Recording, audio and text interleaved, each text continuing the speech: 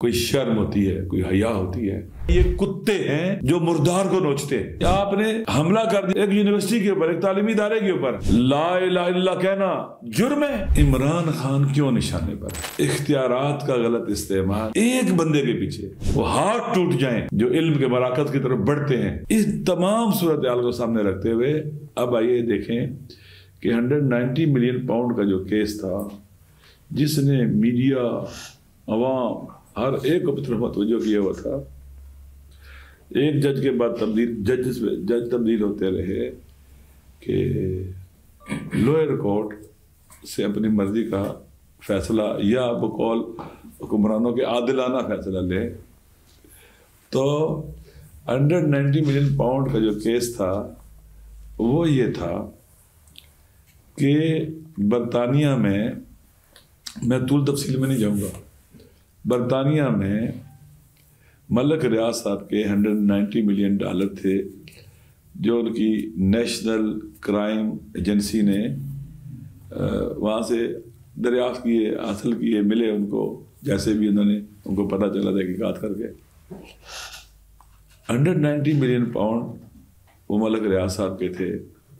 उनके बेटे का एक म्यूचुअल अंडरस्टैंडिंग हुई NCA के साथ, जिसमें वो पैसे पाकिस्तान आए, पाकिस्तान के सुप्रीम कोर्ट के अकाउंट में। और उसके बाद केस बना दिया गया जी कि प्राइम मिनिस्टर साहब बेनिफिशरी हैं इन पैसों के और उन्होंने करप्शन की है, लिहाजा उनके खिलाफ केस बनाया गया और उनको अदालत में ले जाया गया। इमरान खान क्यों निशाने पर है? सवाल। तकरीबन 200 से ज्यादा इस पर FIR काटी गई और एक ही दिन मुल्क के कई शहरों में कई FIR है, एक ही दिन की FIR है। जैसे बुखलाया हुआ इंसान होता है, खौफजदा आदमी होता है और बस कहता है FIR पे FIR काटो और इसको बाहर नहीं निकलने देना कई 100 साल। तो इमरान खान पर क्यों ये लगा रहे? उसका कसूर क्या है? 190 मिलियन पाउंड का केस, पहले इद्दत केस कितना? 190 कह रहा हूं मैं भी। 190 मिलियन पाउंड का जो केस है, मसला बनाया गया है। इमरान खान पर ये यलगार क्यों है? मिस यूज ऑफ पावर, इख्तियारात का गलत इस्तेमाल, एक बंदे के पीछे लगे हुए हैं। क्यों? और सवाल ये कि नाकाम क्यों होते हैं फिर? उसकी पॉपुलैरिटी में इजाफा क्यों हो रहा है और ये नाकाम क्यों हो रहे हैं?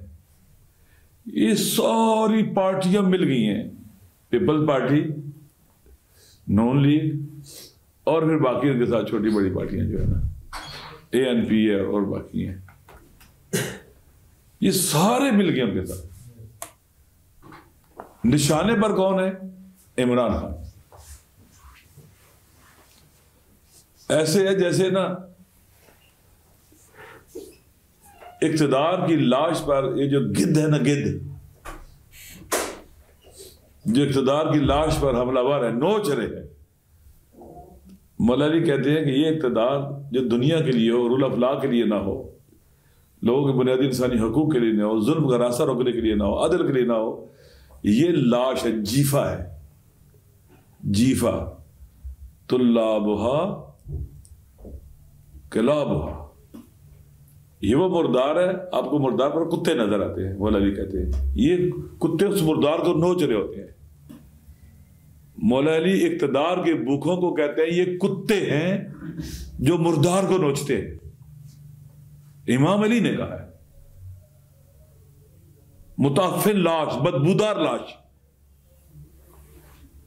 जो इनके मिशाम को मार देती है। लिहाजा ये सारे हमलावर हैं एक बंदे पर। कितना अरसा हो गया है? जब इक़्तिदार में आया तो उसी वक्त शुरू हो गए थे। क्यों?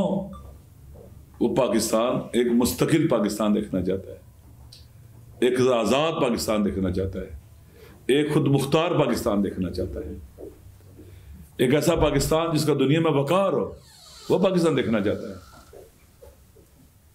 पाकिस्तान को अपने पांव पर खड़ा करना चाहता है, माशी तौर पर, समाजी तौर पर। रूल ऑफ लॉ के बगैर कोई मुल्क तरक्की नहीं कर सकता। वो पॉलिटिकल सिस्टम को मजबूत करना चाहता था। अगर पॉलिटिकल सिस्टम मजबूत ना हो किसी मुल्क का, आपका कोई इदारा मजबूत नहीं होगा। फिर कोई इदारा नहीं। जो भी मुल्क के अंदर सियासी निजाम को कमजोर करता है, पॉलिटिकल सिस्टम को कमजोर करता है, अपने नहीं देता, रिगिंग करता है, धांधली करता है,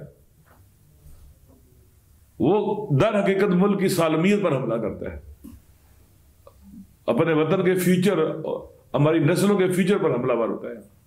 बहरहाल अब इन्होंने जनाब, मैंने बता दिया हमारा मुल्क कहाँ है। 190 मिलियन पाउंड का जो फैसला आया है, क्या इससे पाकिस्तान का, अब देखें पाकिस्तान की अदलिया का वकार बढ़ा है।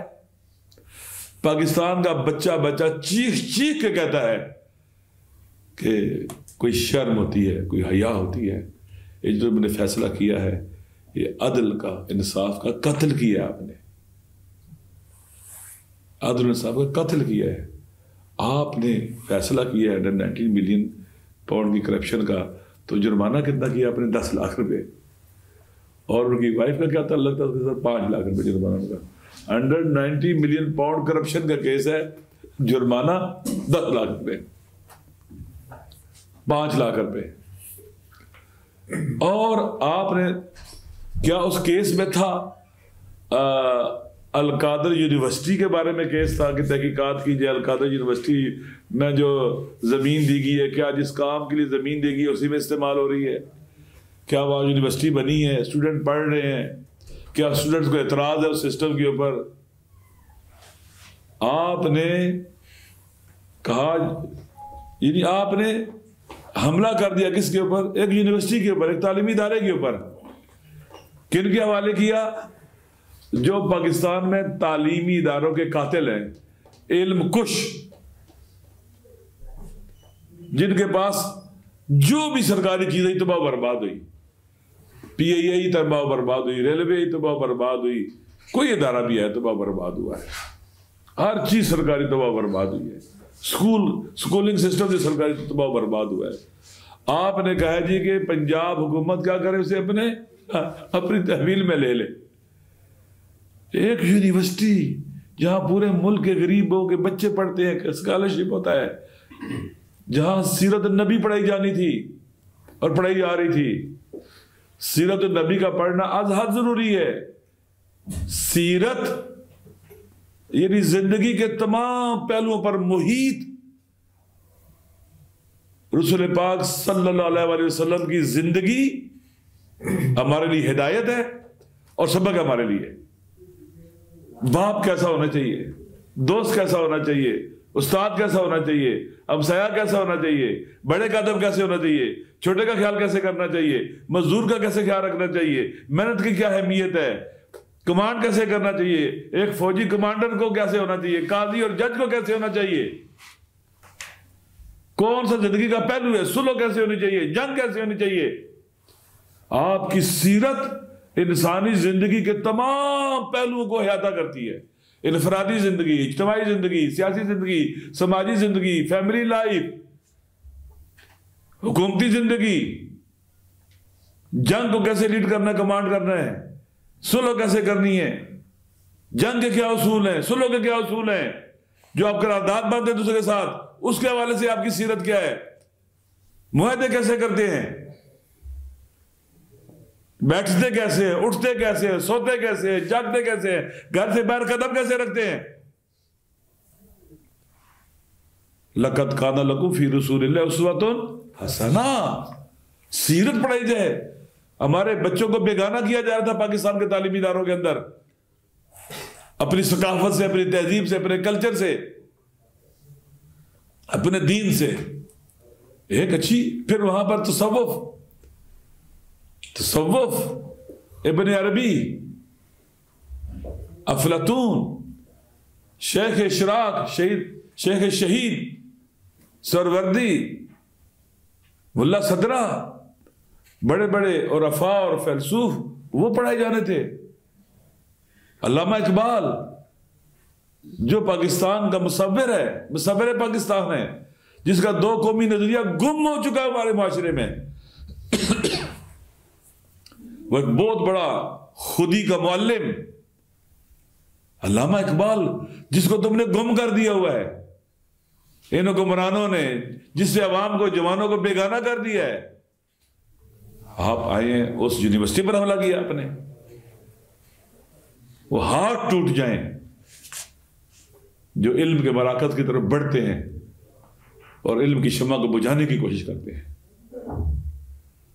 ये इंतकाम है, पाकिस्तान के अवाम से इंतकाम है, पाकिस्तान के नौजवानों से इंतकाम है, जवानों से इंतकाम है।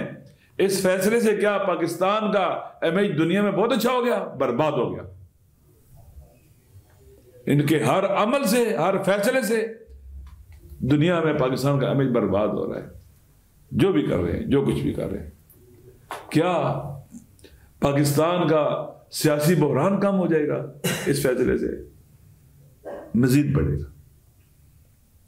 क्या इस फैसले से पाकिस्तान का माशी बहरान 190 मिलियन पाउंड आ गए हैं, जिसका सूद भी खाया हुक्मरानों ने मिला इनको, पाकिस्तान का माशी बहरान खत्म हो जाए ऐसे फैसले करने से?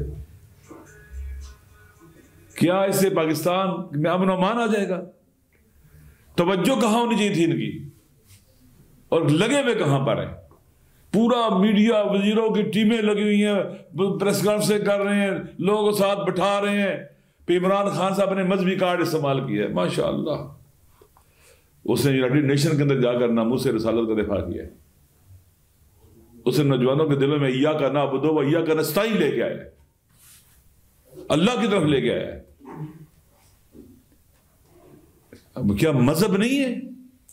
ला इलाहा इल्लल्लाह कहना जुर्म है। अल्लामा इकबाल की पूरी एक कलाम इस हवाले से है कि खुदी का सिर नेहा ला इलाहा इल्लल्लाह।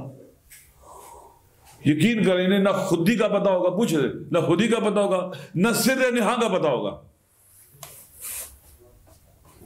सिर भी राज और मख्फी होता है, नेहा भी मख्फी होता है। ये सिर नेहा क्या होता है? पूछे इनसे,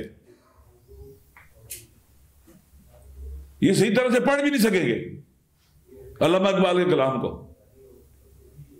ला इलाहा इल्लल्लाह का माना जिसको पता हो, वो कभी किसी से नहीं कहता कि तुम ला इलाहा के अलावा आगे क्यों नहीं पढ़ते हो। ला इलाहा इल्लल्लाह तौहीद, जिसको तौहीद समझ आ जाए, जिसको खुदा का दुरुस्त मार्फत हो जाए, शिनाख्त हो जाए, पहचान हो जाए, यकीन कर लें, वो अल्लाह के नबी के अलावा, रसूल पाक, किसी को नबी नहीं मानेगा।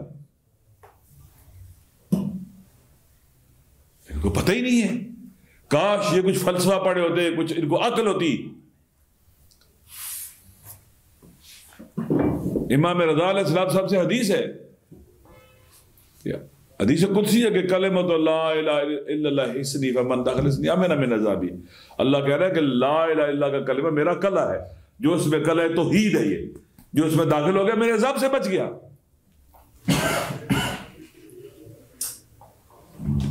ला इलाहा इल्लल्लाह कहने को कहते जनाब वाला ये मजहब कार्ड है। खुदा तुम्हें हिदायत दे, तुम खुदा से फरार करते हो, ला इलाहा इल्लल्लाह से फरार करते हो। तुम्हें तो फख्र होना चाहिए कि हम तौहीद पर ईमान रखते हैं, यकीन रखते हैं। बहरहाल तो कहते हैं ना कि बहस को कहीं और ले जाना, और तरफ ले जाना। क्या आपने ये फैसला जो कर लिया गैर कानूनी, गैर आईनी तौर पर आपने जो किया, आपने पाकिस्तान के मसैल हल कर दिए, पाकिस्तान को और बुरानों की दलदल में धकेल दिया है। लिहाजा ऐसा जज बिठाया है जिसके बारे में सब ने सुन लिया कि वो जज क्या करता रहा है। 2004 में उस दौर के चीफ जस्टिस साहब ने क्या उसके बारे में आर्डर किए थे कि ये मिसफिट है, अनफिट है जुडिशरी के कामों के लिए, और फिर आप उसको ले आते हैं, आप ऐसे जज लगाए। अब देखिए ना पाकिस्तान में अब जज भी ऐसे ही भर्ती हो रहे हैं जैसे पुलिस के एएसआई भर्ती करते हैं लोग पंजाब में, और इंस्पेक्टर भर्ती करते हैं, पार्टियों के जज, सिलेक्टेड जज, मर्जी के जज।